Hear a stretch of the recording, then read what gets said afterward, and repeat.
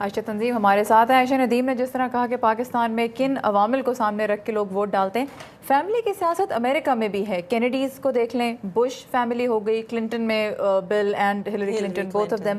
تو اگر امریکہ میں بھی یہ حال ہے تو پھر پاکستان اور اس جیسے دوسرے ملکوں کو کیوں اتنا کرٹیسائز کیا جاتا ہے؟ یو رائٹ, فیملی کی سیاست دنیا میں تھوڑی بہت ہر جگہ ہوتی ہے. فرق صرف یہ ہے کہ امریکہ میں یا مغرب کے دوسرے ممالک میں آپ اپنی فیملی کی وجہ سے, جو نام آپ کا جانا پہچانا ہو, اس کی وجہ سے آپ سیاست میں آ تو سکتے ہیں, لیکن آٹومیٹکلی آپ کسی پارٹی کے جو ہے وہ لیڈر نہیں بن جاتے, آٹومیٹکلی آپ الیکشن نہیں جیت جاتے. اس کی ایک بڑی مثال یہ ہے کہ ہلری کلنٹن جو ہیں وہ پریزیڈنٹ کلنٹن کے نام کی وجہ سے سیاست میں آئیں تو ضرور, حالانکہ وہ خود بھی پہلے سے تھی, لیکن ڈیموکریٹک پارٹی کی پرائمری وہ نہیں جیت سکی, کیونکہ جو بیکاز پارٹیز کا ایک ڈیموکریٹک پروسیس ہے جو پاکستان میں ابھی اس کی کمی ہے. ہم نے دیکھا ہے کہ پارٹیز کے اندر ہم نے کئی بڑی پارٹیز کا دیکھا. اب آپ یہ دیکھیے کہ مسلم لیگ نون ہے, نواز شریف, شہباز شریف, اور اب حمزہ شہباز اور مریم نواز. اسی طرح پیپلز پارٹی ہماری ruling party, Zulfiqar Ali Bhutto, Benazir Bhutto, then president Asif Ali Zardari, and then Bilawal Bhutto Zardari, جو صرف 20 سال کی عمر میں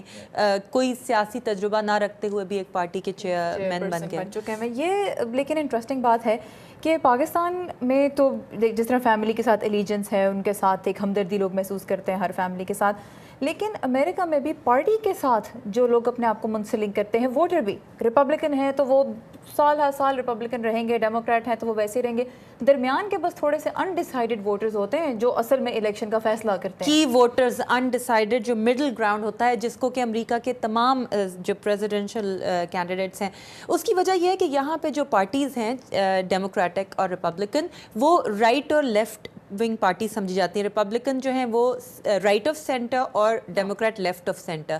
تو آپ ظاہر ہے کہ آپ کا جو بھی نقطہ نظر ہو زندگی کے بارے میں, آپ زندگی کو جیسے بھی دیکھتے ہو, اس طرح آپ دیکھیں کہ سوشل ایشوز جو ہیں, ابورشن رائٹس, گے رائٹس, یہ اللیگل امیگریشن, اس پہ ان پارٹیز کی کیا پوزیشن ہوگی, یہ ان کے نقطہ نظر ڈٹرمن کرتا ہے. تو آپ اپنی پرسنل ویلیوز, آپ کی پرسنل ویلیوز جو ہیں وہ اس پارٹی کے ساتھ ملتی ہیں. کوئکلی, جو بہت مشکل سوال ہے جس کا جواب I'll be putting you to the test. تبدیلی پھر کیسے آتی ہے اگر امریکہ میں بھی لوگ ایک ہی پارٹی کے ساتھ رہتے ہیں, پاکستان میں بھی لوگ فیملیز کے ساتھ ساتھ رہتے ہیں؟ How does change come? Slow and study. جس طرح آپ ایک بچے کو پیدا ہوتے ہی کالج میں نہیں ڈال سکتے, اس طرح ڈیموکریسی کو بھی آپ دھکے نہیں لگا سکتے.